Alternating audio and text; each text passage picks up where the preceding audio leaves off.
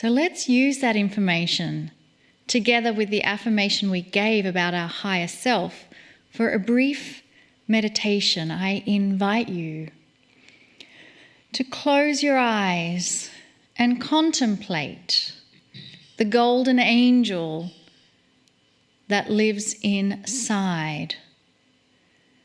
This divine energy is constantly pushing love and benevolence to you, for your life. Do you give permission to receive this pulsating energy of love and benevolence towards you? As you contemplate that golden angel, which has no face, has no form, has no shape even, it is just light and energy, you may wish to have it shapeshift just for this moment, to give it more personality, personal to you. So imagine yourself in a glowing colour of vibrant pink purple. Your entire physical body is now pulsating in a violet, pink, purplish light. And now this pink, purplish aspect of yourself pulls away from you and steps in front of you and looks at you. And you can now give this shape, identity, a personality and a face that is your higher self. It is you, an aspect of you, and it is here to enhance your life. So now that we say, yes, I am ready to have my life enhanced, let us hear more from Kryon.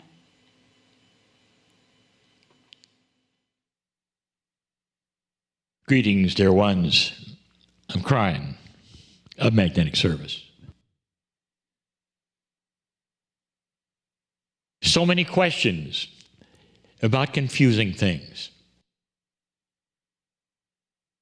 Every single one who is listening or viewing me right now can also view or listen to the Circle of 12, which is coming a little later.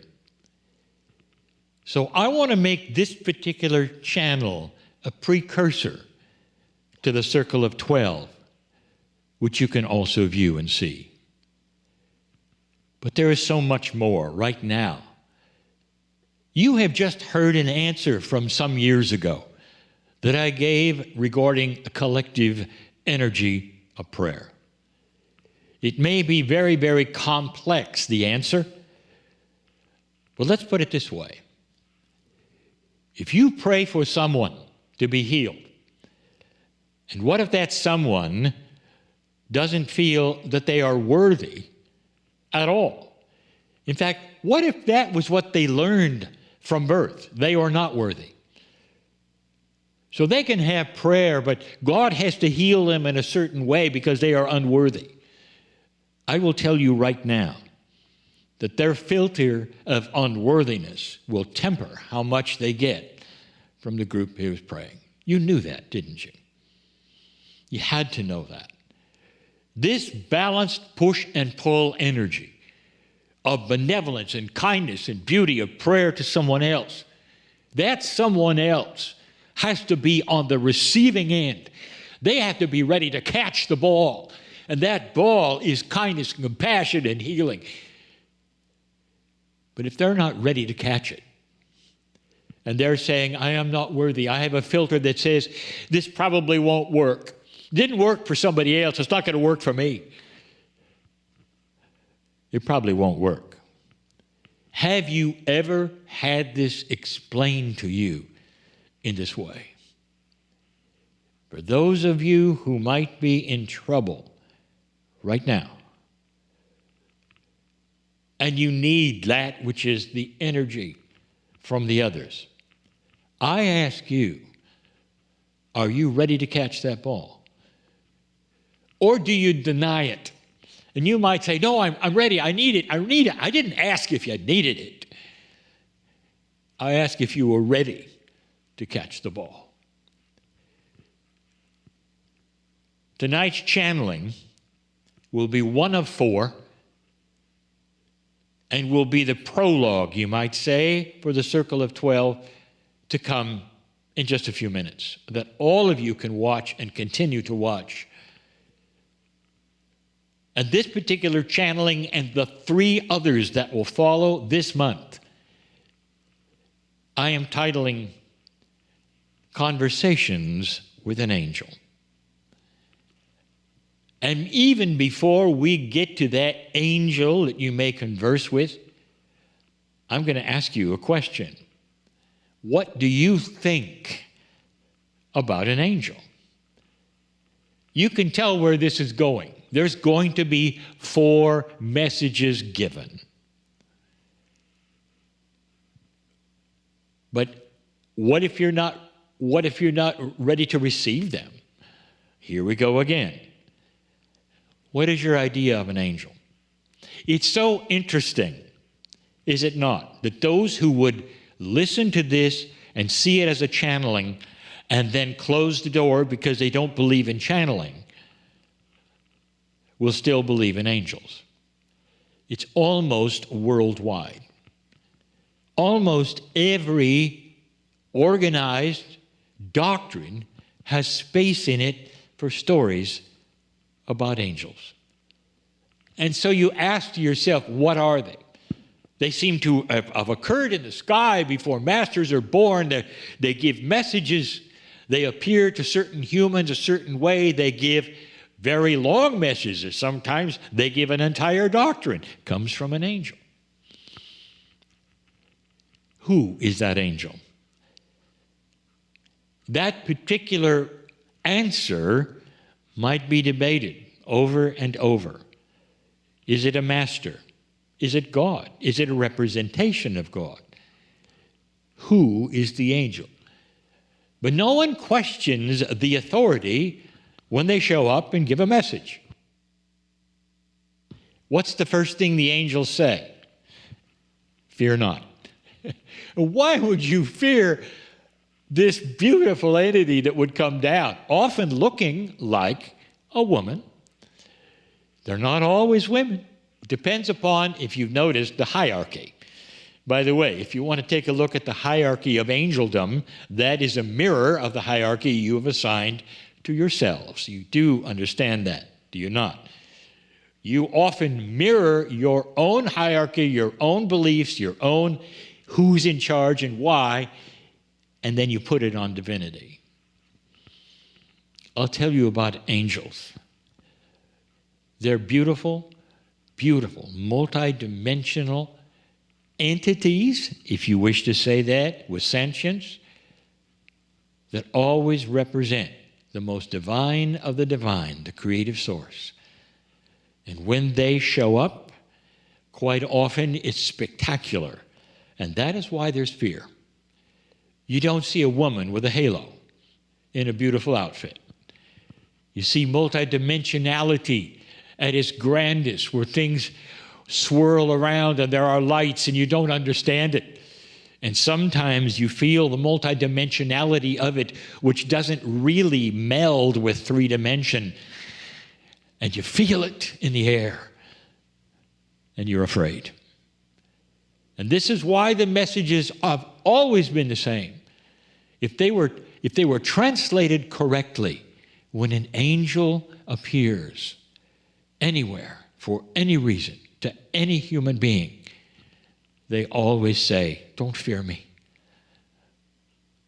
Because part of me is part of you, and here's the message that I have. Sometimes the scripture will say that an angel will appear and the humans fell upon their faces. They didn't kneel, they fell upon their faces because there was so much energy there that was divine that they straddled themselves on the ground and were afraid. I give you this because the angels you will meet are going to be like that. But they won't frighten you. They'll come at you in a way that is so beautiful and kind and benevolent. And the first one you will meet tonight in the circle of 12, the message will be, who are you? You don't even have a question. You're not allowed a question. Because these 4 angels are going to give you information about you that you need to hear. In ways perhaps you think you've heard before, but not in the energy that is going to be given this night. I'll give you a hint. This first angel in the circle of 12 will come to you. You're not going to go to it. And this will be common. It's a paradigm that exists and has always existed in almost every single doctrine. You don't call for the angels. They come to you. And they come to you many times when least expected. This one you will expect. This one has a message for you. I want to tell you what the message is going to be. I'm not going to tell you how it's going to be delivered because I want you to stay tuned for that. It's beautiful. This message from this angel is going to help you catch the ball. Oh, listen to me. If you're in trouble, you need to hear this one. If you need a healing and you're expecting it to come from groups and people, how do you feel about yourself? Do you deserve it? That's the big one. That's the first one. Do you deserve the healing? Or have you been told by someone, somewhere, that you were born dirty, you don't deserve anything from God or from any person?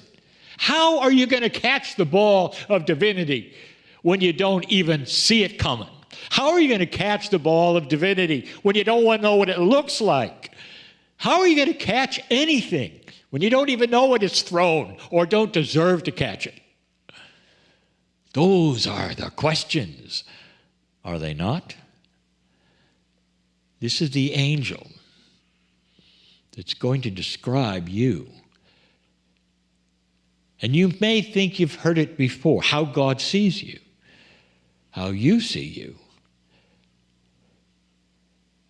how the rest of the multidimensional world sees you that you have no idea of, how your soul sees you. I want you to stay tuned, because in just a little while, I'm going to ask you to come a little closer, and together we will cross the bridge and meet the first angel who's going to tell you how to catch the ball. I am Cryon. This is a new energy, dear ones. This is a new energy. And you're all part of it. Can't you feel it? Can't you feel it? And so it is.